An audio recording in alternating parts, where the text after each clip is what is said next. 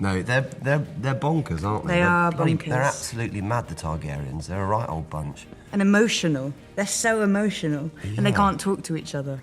They're quite a cross family, deep down. They are. I think they need a great deal of therapy. They do. frankly. They do. Group therapy. Yeah. Yeah. Family therapy. Family therapy.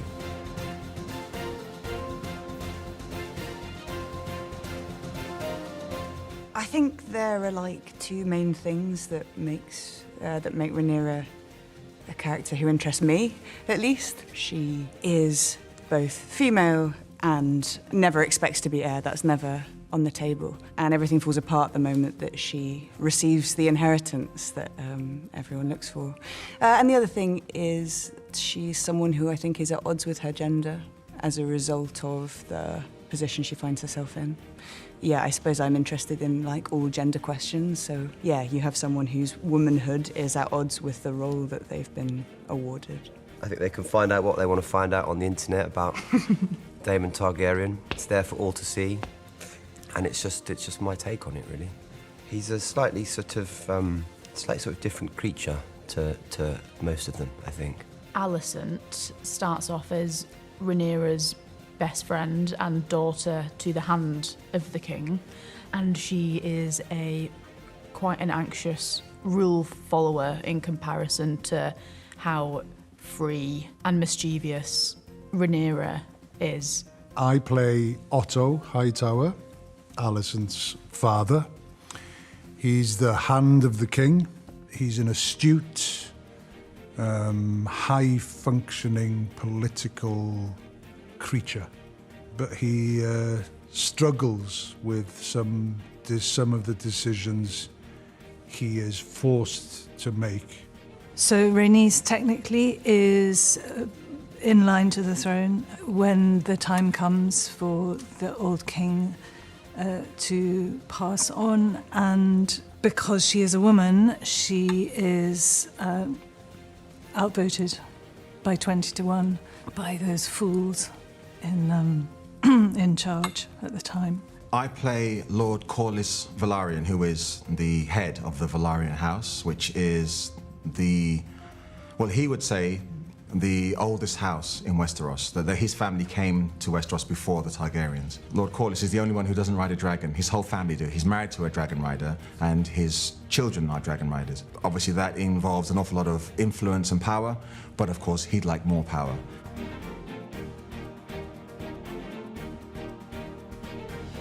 Game of Thrones, the world was so big, and Yeah. you were outside of King's Landing and outside of the sort of central focus of the main family a lot, whereas this is a bit more sort of insular, I think, and there are more dragons in it, for one thing. I mean, I think one of the things that maybe feels different in a delicious way is that a lot of this series is quite domestic, almost kitchen sinky in places, in that it's sort of largely about interrelationships and really complex families. Ultimately, the core of both of these shows is the pursuit of power. I think the difference with this show is that it's slightly more intimate. Politics and politicking play a greater role, I think, in this. Here we are only at the start.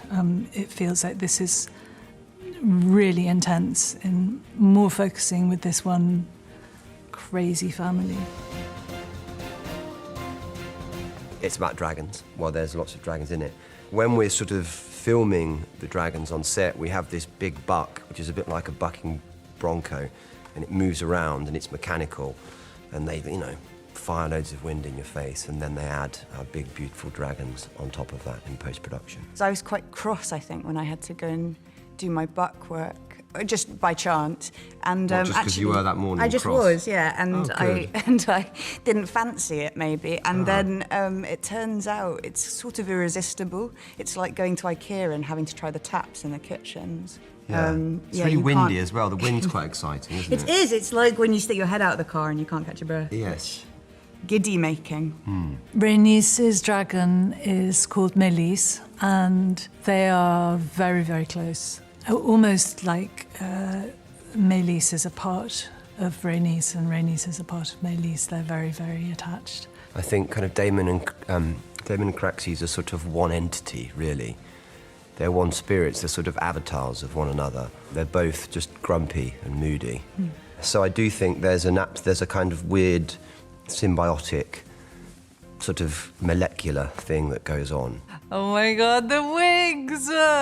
It's a number to get into them and then get out of them. I'm lucky. I'm one of the few characters that doesn't wear a wig. Although you did say this morning you wish you did have one. I so- did. This morning I wanted to wear a wig because it means you get to spend more time in makeup, you know, chatting. And I'm always a happier man when I leave the makeup trailer than when I enter it. You know, it's a good way to start your day.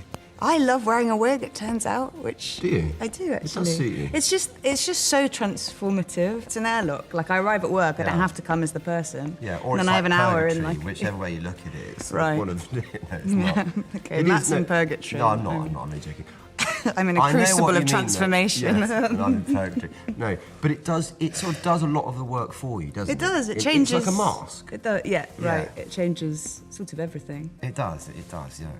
I, in a couple of eps, have a weave to make my hair longer, but it's all your hair, it's all my hair. I think on the other side, on the Targ side, Yeah, it's... but your wig isn't my hair. Yeah, my wig is your hair. And then you've got all the, you know, the battle scenes and where the wigs get destroyed from all the blood and the gunk that's being flown around, and, you know, you can just see the despair from the hair and makeup team.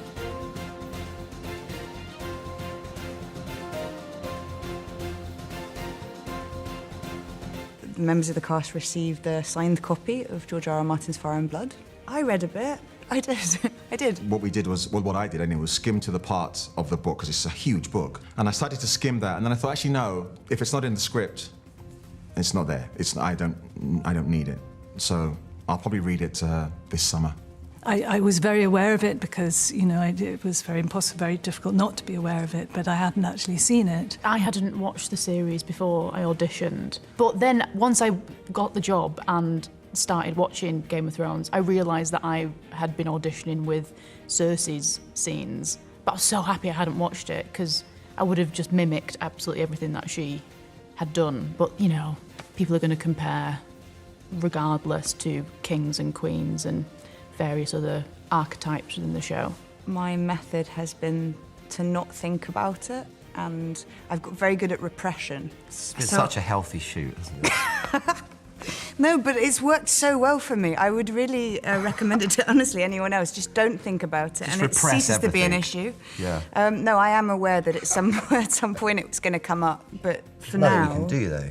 No. Nothing we can do, and, you know, that show was its own entity. It was a cultural phenomenon in many ways, and it was its own independent thing, and this is a new independent thing. And it's a different story with different actors, with sort of different people making it, with the same ambitions, but it will be different. Yeah, if we try to go in and make Game of Thrones Mark II, I think everyone will be very horribly disappointed. I also think you couldn't make Game of Thrones now. I think we're in a different climate, it's a different time. Based on the bit that I've read from that book, I think what Ryan and Miguel have done, and all the writers and so forth, is they've created a credible tale from beginning to end that is consistent.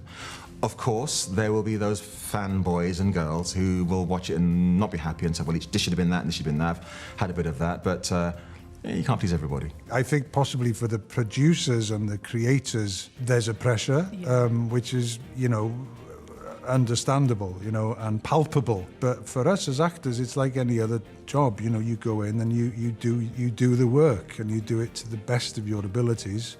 And completely forget that it's ever going to be seen Yeah. on screens. But obviously, the way we're telling it is the bit we'd like to keep secret, and the sort of the elements of it, the bits of the story that we're focusing on, and the characters' perspective, because that's what's sort of different from the book, isn't it? It's the perspective of our show is slightly different.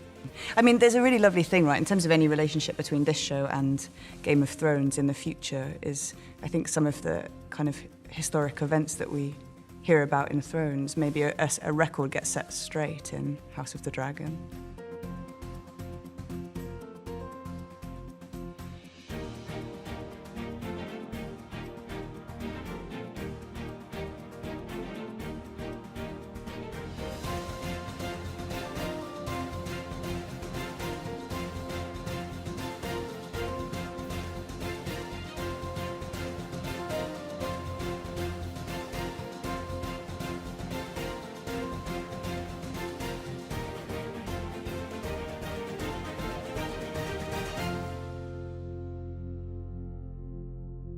you.